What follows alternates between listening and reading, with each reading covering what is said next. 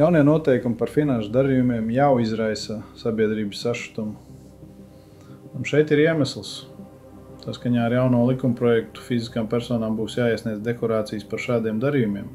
Konta papildināšana par summu no 750 eiro. Skaidrs naudas izņemšana par summu no 1500 eiro. Bankas pārskaitījuma summā no 1000 eiro. Turklāt bankām un maksājumu uzņēmumiem arī būs pienākums iesniegt šādas deklarācijas.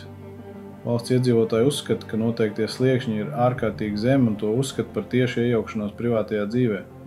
Daudziem nav saprotams, kāpēc parastās ikdienas izdevumi, piemēram, ceļojumi, automašīnas iegāde vai vienkārši uzkrājumi, tagad prasīs papildu birokrātiju un atskaitīšanos. Sašutušie pilsoņi jaunos noteikumus sauc par pārmērīgu kontroli un birokrātiskās slodzes palielināšanu. Cilvēki ir nobažījušies, ka šie pasākumi var radīt neērtības un ierobežot finanšu brīvību.